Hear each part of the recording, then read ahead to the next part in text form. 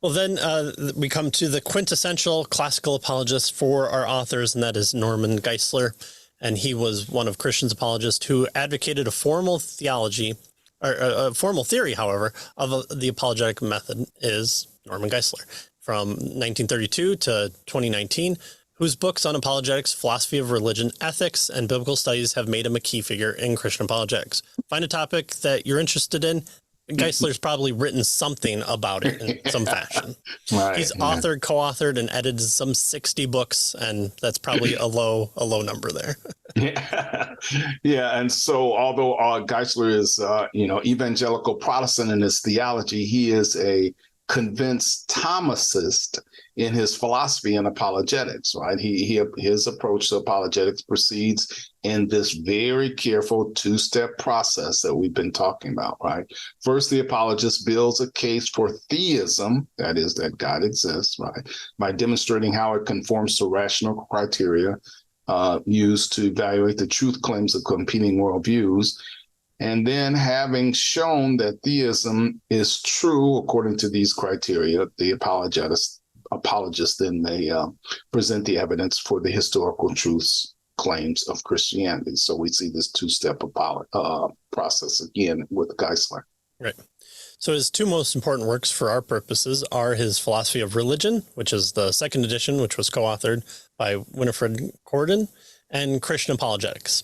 In view of his influence in contemporary evangelical apologists, we will review the arguments of both of these books in some detail as kind of that staple for what they're trying to say is if you're looking for the most aligned person to the discipline of a classical apologist, this is probably going to be the person and the argument that you're going to align to the most for a good mirror of it. Right. So the most consistent use of this classical approach is what they're suggesting, Geisler. So Geisler's first book, The Philosophy of Religion, he divides the philosophy of religion into four major divisions. It deals with religious experience, God and reason, religious language, and then the problem of evil. And so our authors want to just touch briefly on each of these subjects in turn. We've got to talk about the problem of evil yet again. We're going to be masters of evil soon. That's right. Well, okay, we probably already are, but I won't go there. By nature, That's yes. Right. Well, the first one is religious experience. And so the issue dominating the first part of Geisler's philosophy of religion is whether experiences of God or the supernatural can be considered rational. Geisler argues that they can because the history of mankind, secular and sacred, supports the thesis that by nature, man has an irresistible urge to transcend himself. We're always thinking of what's up there, what's out there, what's above us. There's got to be more to life than this. All the Disney songs, the girl, the princess wants more. They want to go out. It's ingrained in our storytelling. But nevertheless, he argues that verification is necessary to discern that there really is a God to fulfill the human need for transcendence. Right. So yes, we have this kind of need for transcendence. We have, this religious experience longings, but he's arguing here that it takes more than just that to show that God exists. And so he moves to God and reason. He talks about that verification can be found in philosophical theistic proofs. So in the second section of his book, it's entitled God and Reason, Geisler examines the function of theistic proofs. And in this section, he defends a version of the cosmological argument, right? That causality and contingency and that kind of thing. All the good ones, yes. Yeah. Well, next, the third part is for religious language. So the third part of his book focuses on the problem of religious language. So even back then, we're arguing about Christianese and whether or not it's a good thing. a little different. Okay. Yeah. Well, even if a sound argument for the existence of God can be made, how can we intelligently speak about that which transcends all experience? Here's here's I think Dawkins has made this point. Neil deGrasse Tyson has. Oh, if there was a God, it would be the same thing as us communicating with ants. It's just not possible. Oh, well, okay, it might be a little different if we made the ants, and we'd probably want to find a way to communicate with our creation some way. So the metaphor is lost on me for that one. But, yeah. Well, I communicate with ants when I, step on them. Yeah, when I step on them, they stick. When I spray down my porch, they that communicates stay away, and they stay away. Go That's figure, right? If, for some odd reason, they don't abide by the property rights that I maintain in contractual form. So I might have to use a different persuasive means there. So how can we ascend to knowledge that is above us is what Geisler is saying. Geisler maintains that every negation implies a prior affirmation, and that therefore purely negative God talk is meaningless. The positive knowledge of God implies by negative God talk requires that language about God be understood univocally as having an identity of meaning when referring to both God and creatures, to avoid a descent into religious skepticism. Right. Yeah. So there is a meaning. There is, at least in some way of looking at it, some of the things that we talk about is the same way that and see things is the same way that God does, or at least let's put it this way: some of the way that God sees things is the same way that we do. So there's a univocal, at least in some of our religious language, is what he's getting at there. Mm-hmm. All right, so he's dealt with now religious experience, God and reason, religious language, and then finally, of course, he jumps on the problem of evil, right? And he says in the fourth and final part of his philosophy of religion, he considers three ways to relate God and evil. The first, atheism, affirms the existence of evil, but denies the existence of God. And so Geisler argues here that although God has not yet destroyed evil, he will do so, and in a way that leads to the best possible world. The second alternative from atheism, that, God doesn't exist, is illusionism, right? This is the denial of the reality of evil. And Geisler points out here that illusionism cannot account satisfactorily for the origin of the illusion of evil. And then the third alternative affirms that both God, though not necessarily a biblical God, and evil kind of exist. And some options in this category, that he talks about are dualism, finite godism, sadism, and these are incompatible, he argues, with theism. Well, after examining the alternatives available to the theistic God, Geisler concludes that the morally best world is better than a morally good world or than no moral world at all. So that this world, despite its temporary degradation due to sin, is the best way to the best world, will eventually be confirmed at the end of history in the final judgment. Right. So, not to belabor the point, we've talked about this with Scott Christensen's What About Evil? And so this is at least Geisler's take on how to fulfill the biblical Christian God with the presence of evil. Yeah. Good. All right. The next, what our authors do is take us to Geisler's book on Christian apologetics. And here they suggest that this textbook on apologetics is divided into three parts. In the first part, he considers how to test competing truth claims. And then, having chosen a test for truth, so he chooses one, he applies it to the major worldviews in the second part, and argues that theism, the view that the world was created by God who is able to perform miracles, is the true worldview. And then finally, in the third part, he presents evidence in support of Christian theism. So he gives, in the first part then, how to test competing worldviews, and we'll see those in just a second. And then he applies that to the major worldviews, and then we finally come to the place where the Christian faith then seems to be the best one.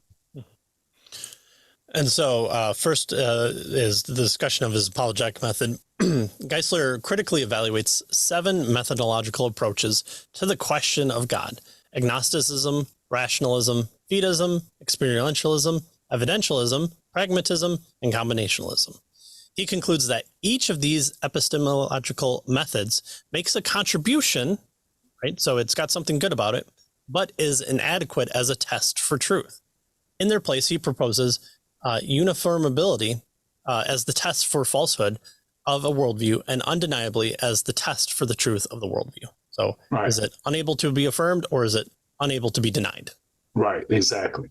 And so using these 2 tests then, unaffirmability and undeniability, Geisler seeks to demonstrate that all the non-theistic worldviews are directly or indirectly unaffirmable, right? They can't be affirmed, at least logically speaking. And only theism is affirmable and undeniable. And so he examines several competing worldviews: deism, pantheism, panentheism, atheism, and he argues that all of them fail the tests for truth that he has given us here.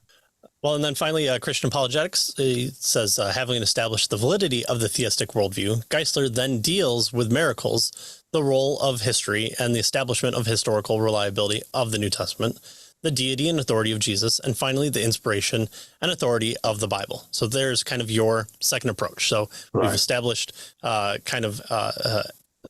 answers that are possible. He's whittled them down to say that they're not good answers.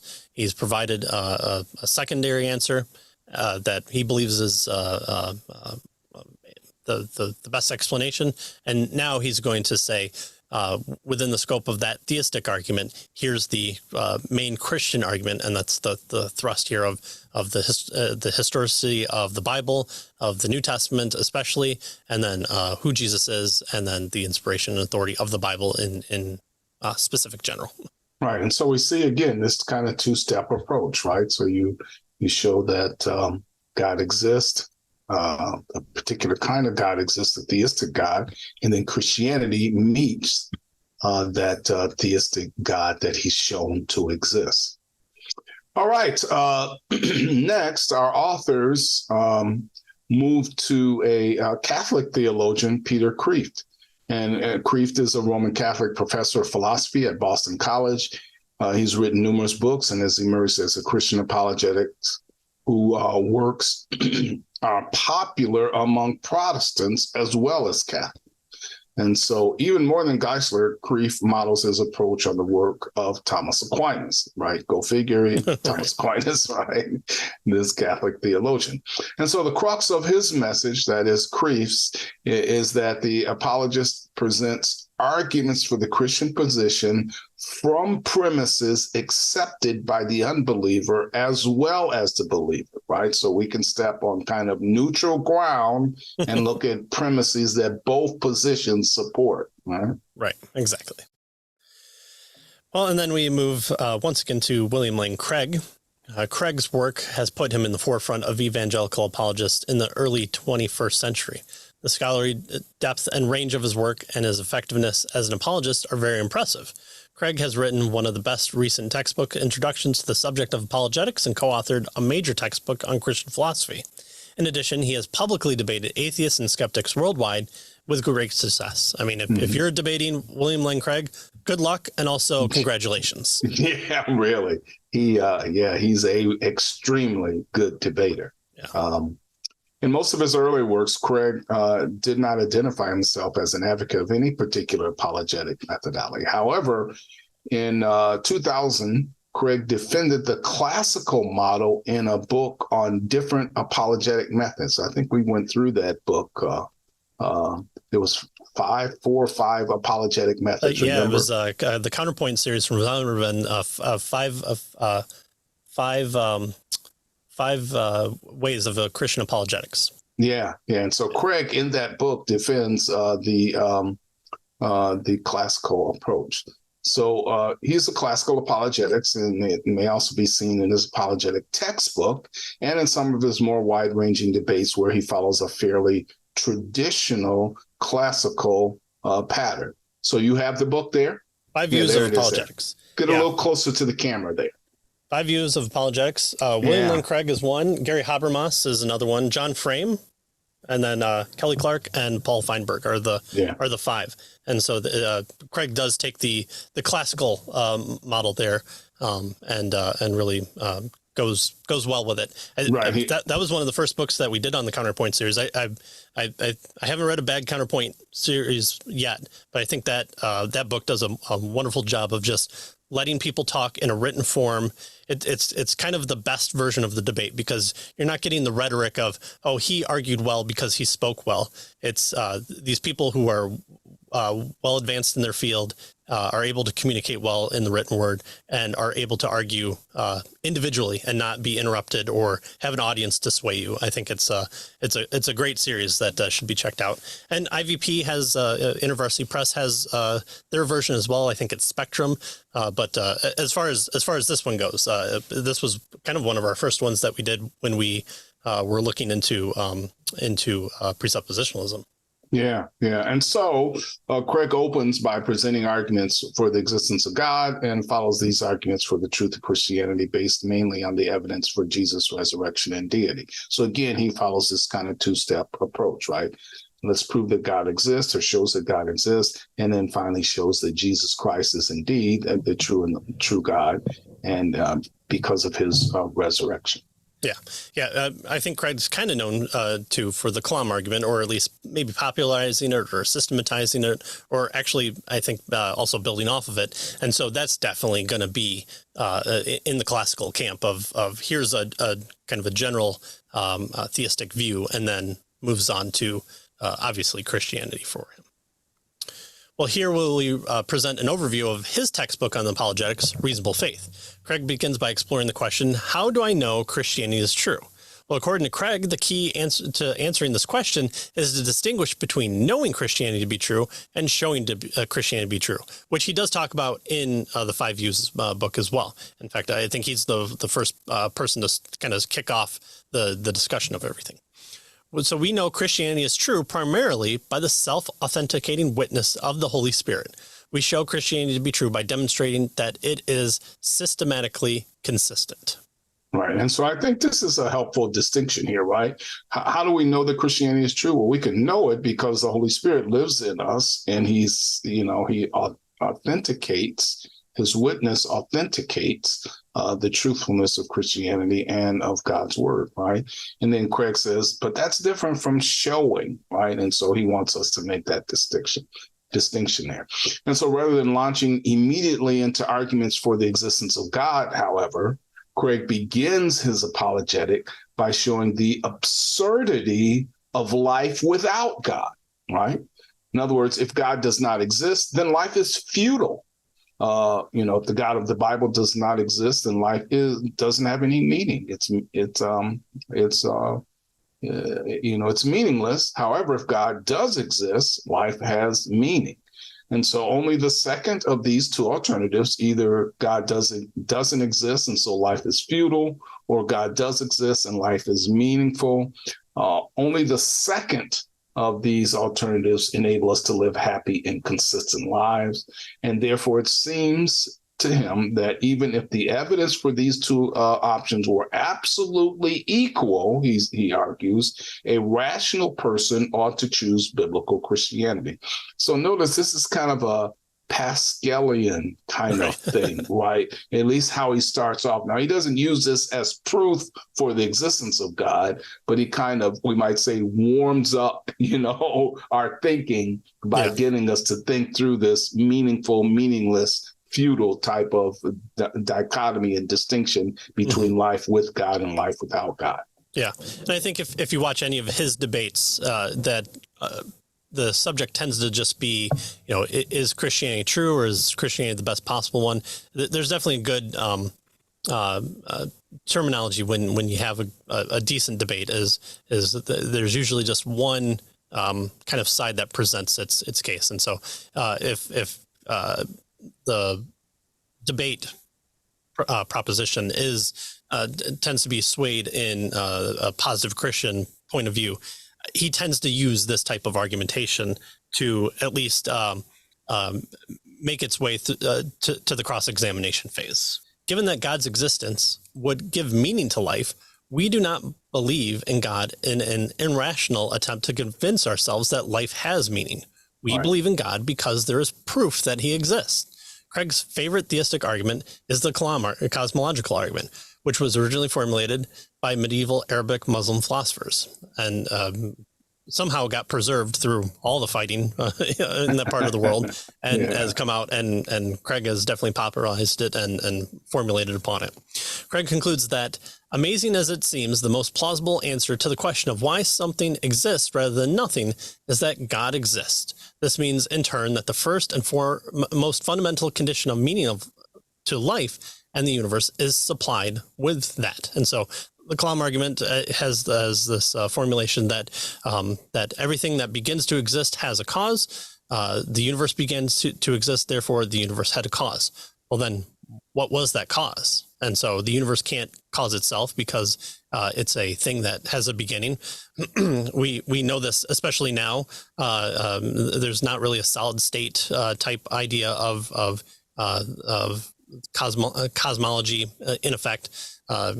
Big Bang has kind of popularized that. And so the explanation for the thing that caused the bang, or the person that caused the bang, Craig's going to put forward, is the best explanation is something that is above and outside the universe, exists without a cause, and that one is God. And so therefore, since he is the cause, he supplies the meaning to the universe and to his creatures. Yeah. And then in the fourth chapter, Craig defends the possibility of miracles. So he's shown that God exists, right? That God is the first cause, and that sort of thing.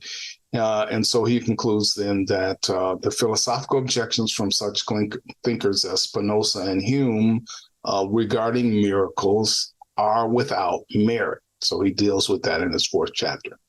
And then in chapter 5, he considers the question of the possibility of historical knowledge, as a prelude to the examination of the historical claims of the New Testament concerning Jesus Christ. And here, the major error to be combated, as he sees it, is historical relativism, to believe that our distant, how far we are from the past, and our lack of neutrality or objectivity makes it impossible for us to know what actually occurred in the past. He doesn't think that's the case, right? He answers, right, this objection that we lack direct access to the past. He argues that we may test theories about the past using the same criterion of systematic consistency that we use in other matters of truth. And so, yes, we have distance from the past, but that doesn't mean that we can't, at least to some extent, know what happened. And so we have to test those claims in the same way that we test other matters of truth. And he thinks we're able to do that through this notion of systematic consistency. Right. The danger of being super skeptical in that fashion is, it's always going to be before the time I was born, my own memories. But even, you could knock yourself on that. But anything before the advent of the camera or the Xerox machine, is Abraham Lincoln, was he a real person? Was he the president at the time during the Civil War? Well, hold on. You believe in a Civil War as well? No, absolutely not. Nothing existed back then, and you can't be neutral about it because you're an American or you're a historian. Your livelihood depends on there being a Civil War. And so, that there's the super skepticism leads to that type of absurdity. Yeah. Well, in chapter 7, then, Craig turns the discussion directly to Jesus' claim about himself as reported in the Gospels. The importance of Jesus' claim to deity is that they provide the religio-historical context in which the resurrection becomes significant as it confirms those claims. So again, it's not just there was a guy who's traveling around Jerusalem, has some friends, he's died, and all of a sudden he's resurrected. There's a lot more to that.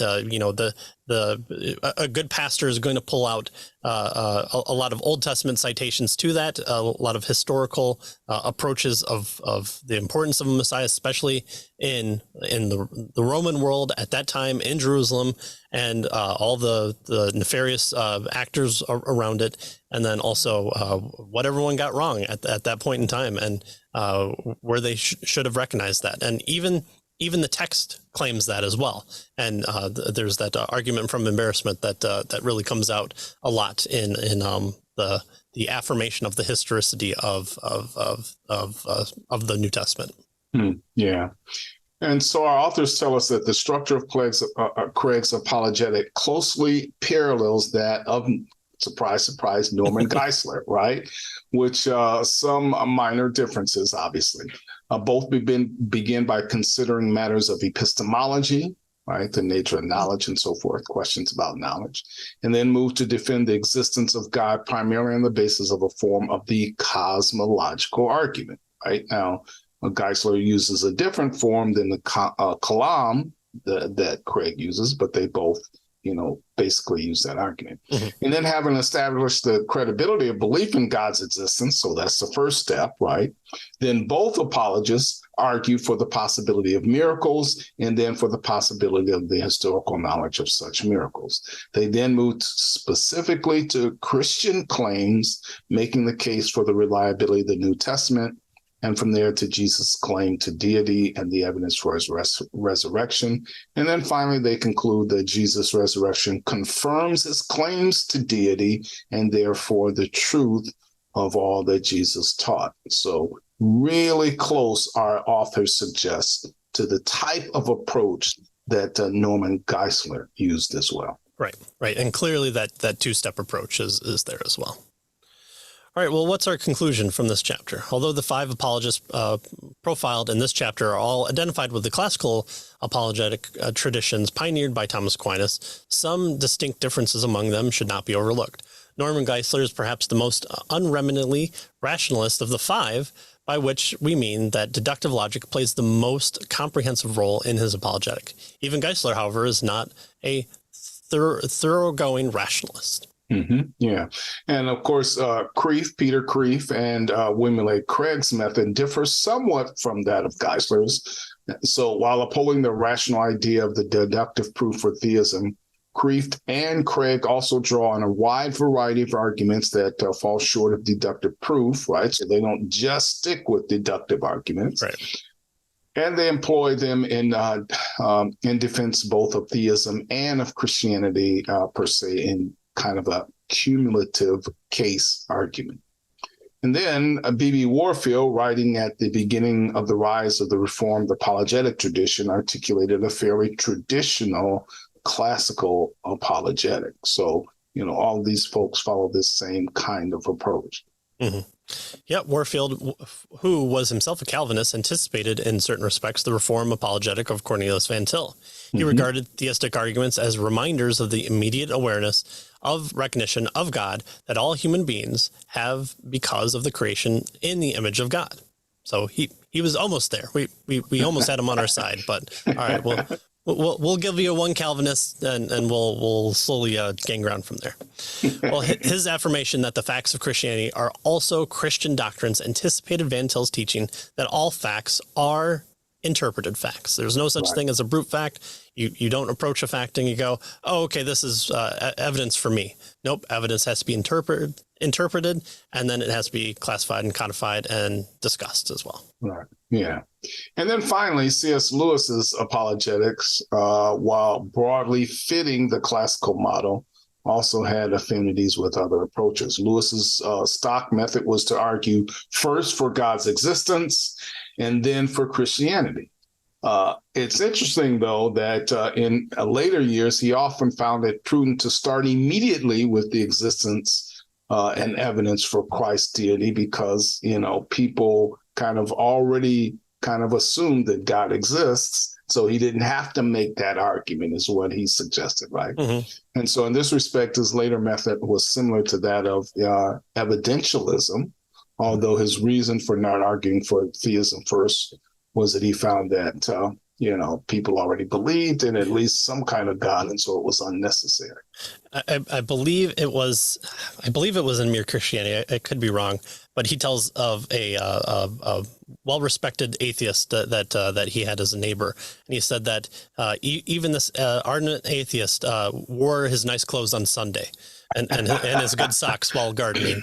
So, that was his way of going, well, it is the Lord's Day, even though I don't believe he exists. And so it was just a funny story to go, oh, we would never have that today. In fact, we're happy when people wear long pants to church these days.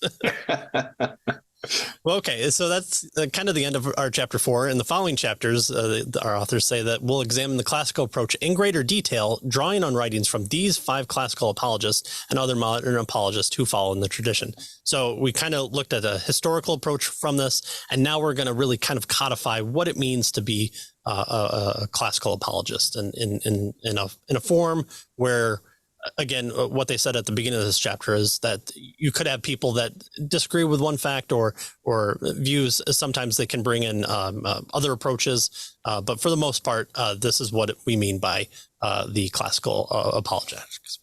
Yeah, good. All right. So that ends chapter 4. And as Patrick mentioned, we'll jump into chapter 5 next time and look more thoroughly at their arguments with regard to this classical approach. So we will see you next time. See you next time.